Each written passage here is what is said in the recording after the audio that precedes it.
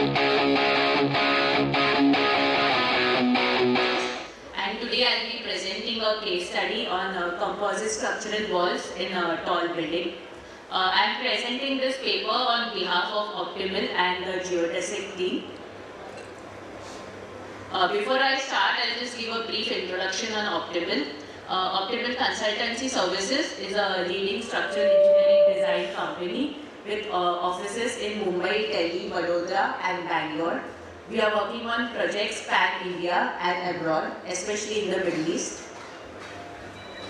Geodesic Techniques is a design and build company which specializes in steel composite structures.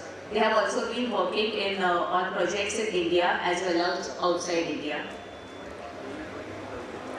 Now I'll give a brief introduction on the topic about composite structural walls.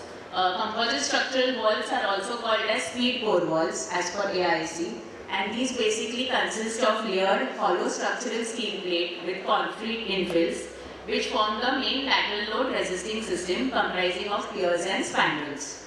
Now the advantages of speed core walls are seen especially where high strength lateral load resisting system is required, where the footprint is really small. Rapid construction which saves a lot of time in the range of 50 to 60%. Maximizing carpet areas where the selling cost per square feet is very high. It eliminates on-site construction in compact sites and also results in minimum disruption in high-profile areas. Minimal structural depths for large spans, and all of this results in elegant sculptured forms with superior performance and behavior. Now going to the project details. In this project, Geodesic was appointed as the design and build contractor, and Optimal is the peer reviewer and the engineer on record. So the project here is a premium residential building in South Mumbai. The configuration is lower ground and 25 upper floors plus terrace. The building height is around 103 meters. The building footprint is very small, so the plot is only around 23 by 19 meters. There are 16 residential floors which consist of 8 duplex floors and 8 parking floors. There is an infinity pool and gym at the terrace. The typical floor heights for the parking is 2.7 meters and for the residential it's 3.9 meters. These are the typical framing plans. As you can see, the footprint is really small. On the left is the parking floor and the other one is the residential floor. So now why did we decide to go for a composite steel building? Since, as I mentioned before, the footprint was really small. So there was really no space for stacking materials. Also, the logistics is a huge problem in this area. Also, since this plot is small, but it is also in an area which is a high security and sensitive area. So we also had restricted time movement for concrete mixer movement in this high security area. Hence, it was not possible to have labor-intensive formwork for the columns, walls and slabs. Also, the ceiling heights were restricted since it's a premium project. The client wanted higher floor heights. For the floor system, we have a conventional combination of normal and deep deck floor profiles, composite slab construction. The regular composite deck slabs are 175 mm thick with profile depth of 60 mm. The deep deck composite slabs are 325 mm deep with profile depth of 210 mm. The beams are 300 mm deep in the parking areas and 400 mm deep at the residential floors. The floor slabs are supported within the depth of the beam and service openings are provided within the beams itself. Now the lateral load resisting system.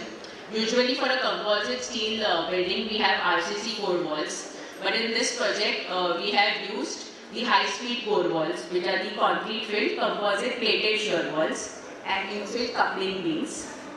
The speed core technology helped in restricting the overall thickness of the shear walls. Since the footprint was large, this technology was used to restrict the thickness of the walls. The lateral loads are transferred to the main lateral load resisting system through the diaphragm action in the deck slab, which are suitably detailed. The junction between the deck slab and structural walls and beams are also reinforced for direct transfer of diaphragm forces. Now the force flow, as I described earlier, the loads from the slab are transferred through diaphragm action to the beams and then to the piers. Now for the analysis, we have used ETABS for the 3D analysis. The gravity beams are modeled as the usual I sections and slabs as membrane. The special composite shear walls are modeled in ETABS as layered walls with infill. Linear analysis with reduced stiffness of 0.8 EI, which is described in the AIC code, has been used for the strength design, and non-linear analysis with reduced stiffness is used for serviceability case. And we have also used the non-linear analysis for the graph design. This is the analysis model in ETABS. So all the red elements you can see, those are the piers, which are modeled as the layered elements in ETABS. Now the analysis results. Though the core placement, as you have seen, is very irregular, still the building has very good behavior. We had to do n number of trials. I mean, don't even ask how many trials we did, but a lot of trials to get the building behavior to work well. So we have really good building modes, like almost 60% behavior in the first two modes itself. The fundamental time period of the building is around 3.6 seconds. So this is slightly high compared to RCC core wall building, but still not too flexible.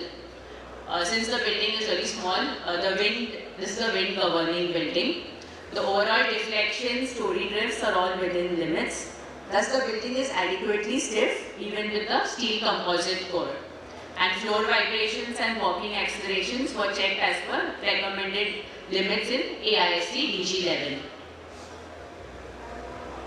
Now the design methodology. The regular steel elements were checked directly from ETABS, but for the special layered elements which we have used in ETABS, the ETABS doesn't give directly the results. So we have to extract the forces from ETABS and then have them checked manually using the guidelines of AISC 360. So this is a bit of a cumbersome long process. But all the checks were carried out as per AISC 360 for compression capacity, tension capacity, torsion, shear and bending capacity. And for the piers and spandrels, the following criteria was used. Moment capacities were calculated assuming pure steel section. The shear capacities were calculated as per higher of pure unreinforced concrete and pure steel section. And the axial capacities were calculated assuming composite behavior. Now to conclude, conventional RCC core wall in mid-rise building. So this building is around 100 meters. So for a 80 to 120 meter building, the conventional RCC core can be effectively replaced by composite plated shear walls to eliminate formwork and rebar totally. Such steel buildings are adequately stiff to resist the gust wind loads. Superior torsional behavior can be achieved by suitable selection of the plate thicknesses. Also the MEP services can all of them be pre-engineered. And complete fabrication can be done off-site to minimize the on-site works. And construction time can also be reduced by up to 50 to 60%. Hence, these speed core walls are highly suitable for projects with space constraint and where the selling rate per square feet is very high. Thank you.